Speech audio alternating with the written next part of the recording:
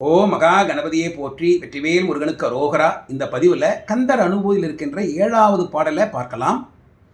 இது மிக சிறப்பு வாய்ந்த பாடல். இதுக்கு முன்னாடி நம்ம பார்த்த 3 பாடல்களில் கந்தர் அனுபூதியினுடைய 4, 5, 6 பாடல்களில் அருணகிரிநாதர் நமக்கு என்ன சொன்னார்? பாசம் ஆசை என்ற மாயையிலிருந்து நாம் எப்படி வெளியே வருவது என்பதை சொல்லிக் கொடுத்தார். அந்த மாயைக்கு அடுத்தபடியாக நம்மை பற்றி கொண்டிருப்பது என்னது? நாம் செய்த வினை, நாம் கொண்டு வந்த வினை.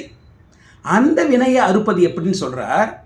அது மட்டும் இல்லை, நம் வாழ்க்கைக்கு தேவையான மிக முக்கியமான 2 பாடங்களை சொல்லிக் கொடுக்குறார். அப்படின்னா இந்த பாடல் சாதாரணமாக சிறப்பானது இல்லை, இரட்டிப்பு சிறப்பு வாய்ந்தது. பாடலை பார்க்கலாமா? கெடுவாய் மனனே கதிகேல் கரவாதிடுவாய் வடிவேல் இறைதால் நினைவாய் சுடுவாய் நெடுவேதனை தூள் படவே விடுவாய் விடுவாய் வினையாவையுமே. கெடுவாய் மனனே, மனனே ஏ மனமே, கெடுவாய் நீ கெட்டு போயிடுவ. ஏன்? நீ போகிற பாதை இருக்க, அது சரியான பாதை இல்லை. இந்த பாதையில் நீ போனீன்னா கெட்டு போயிடுவ. ஆகவே நீ நல்ல கதியை அடைய வேண்டும் என்றால் சொல்வதை கேள், கதி கேள் அப்படின்னு சொல்லிட்டு 2 முக்கியமான விஷயம் சொல்றார். கரவாது இடுவாய் முதல்ல, அடுத்தது வடிவேல் இறைதால் நினைவாய். கரவாது இடுவாய், கரவாதுன்னா என்ன? மறைச்சி வச்சுக்காம, ஒளிச்சு வச்சுக்காம இடுவாய். கஷ்டப்படுறவங்களுக்கு, தேவைப்படுறவங்களுக்கு, ஏழைகளுக்கு இடுவாய், தானம் செய். நீ வச்சுருக்கிற செல்வத்தில் மறைச்சி வச்சுக்காம உன்னால் முடிந்த அளவுக்கு வறியவர்களுக்கு, ஏழைகளுக்கு தானம் செய்.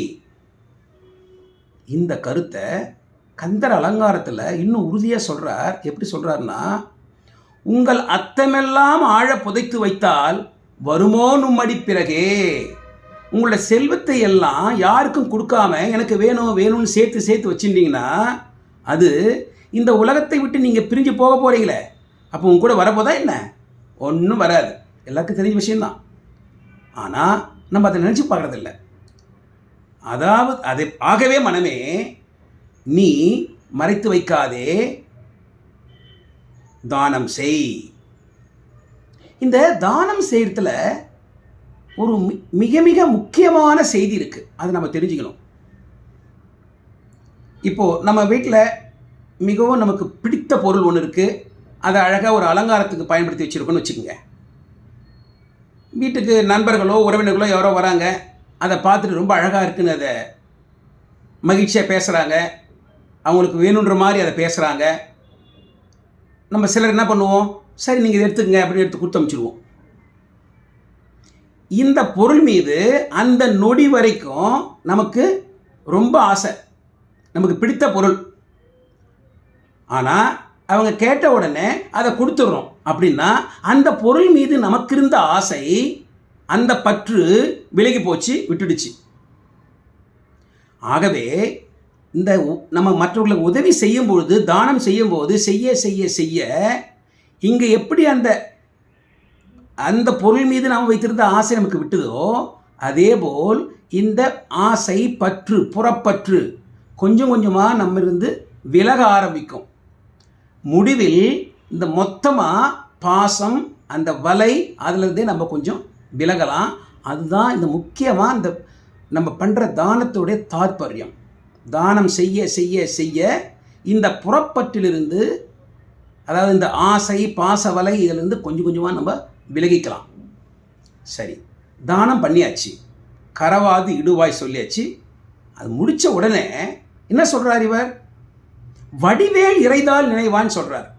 வடிவேல் இறை, வடிவேலன், வேலாயுதன், முருகக் கடவுள், அவருடைய தாள் திருவடிகள், திருவடிகளை என் மனமே நீ உதவி செய்துட்ட, தானம் செய்துட்ட, அதுக்கப்புறம் உடனே என்ன பண்ணணும்? நீ முருகக்கடவுளுடைய திருவடிகளை உன் மனதில் நினை வைத்து தியானம் செய், அவரை வணங்கு. இது நாங்கள் தானம் செய்ய சொல்கிறார், உடனே இங்கே வணங்க சொல்கிறார் அப்படின்னு பார்த்தோம்னா இது ஒரு மிக முக்கியமான தாற்பயம் இருக்குது. நம்ம மற்றவர்களுக்கு உதவி செய்யும் பொழுது அதோடு சேர்த்து நம்ம என்ன பண்ணுறோம், நான் அந்த உதவியை செய்தேன், அதுக்கு நம்ம சொந்தம் கொண்டாடுறோம். இதை ரொம்ப நல்லா அழகாக பார்க்கலாம். இந்த பொது காரியங்களுக்காக நம்ம உதவி செய்யும் பொழுது நம்ம எல்லோருமே என்ன பண்ணுறோம், அந்த பத்திரிகையில் பேர் போட்டுக்கிறோம், இன்னார் இவ்வளோ காசு கொடுத்தார் இந்த வேலைக்காக. அப்போ அதுக்கு நம்ம சொந்தம் கொண்டாடும் போது நம்ம நல்லதுக்காக தான் காசை கொடுக்குறோம். அது நல்வினை தான், தீய வினை கிடையாது. ஆனால் அந்த நல்வினைக்கு கூட நம்ம சொந்தம் கொண்டாடுவதனால் என்ன ஆகிடுது, அதுக்கு நாம் அனுபவிக்க வேண்டிய நிலை வந்துடுது. தீய வினையாக இருந்தாலும் நல்ல வினையாக இருந்தாலும் நம்முடைய வினையை நாம் தான் கழிக்க வேண்டும், அதுக்கு வேற யாரும் கழிக்க முடியாது.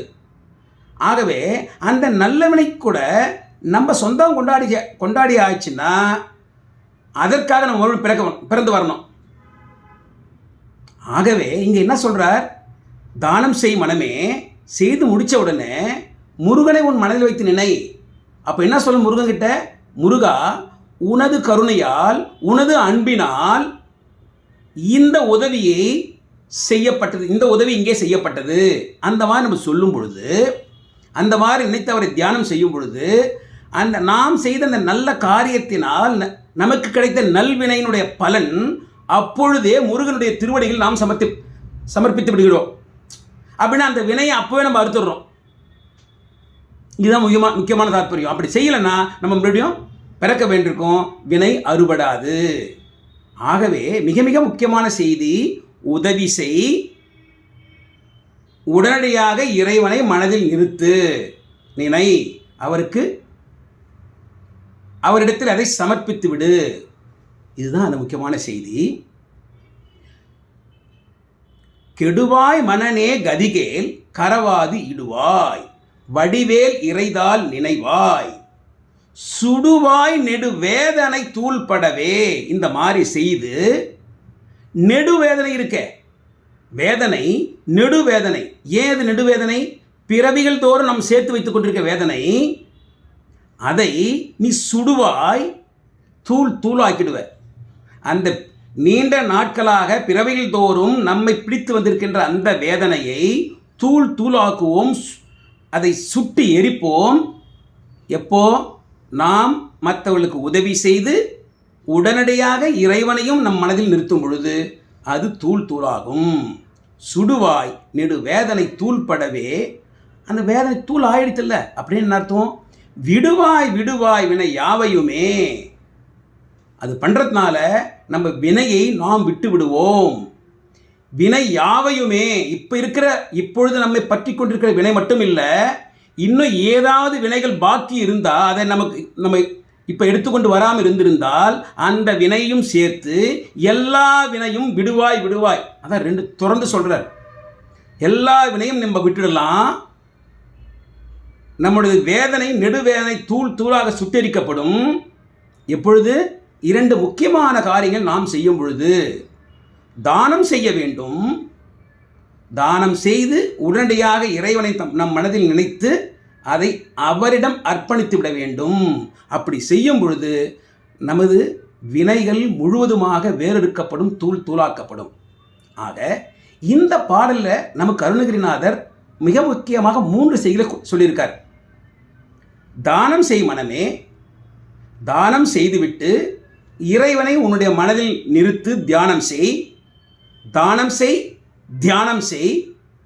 அதன் பிறகு இதை கொண்டு உனது வினைகளை சுட்டெறி, வேதனையை விலக்கு. இவ்வளவு அழகான பாடல். இந்த பாடல் மிக மிக சிறப்பு வாய்ந்தது. ஆக நம்ம பாடிக்கொண்டே இருக்கணும்.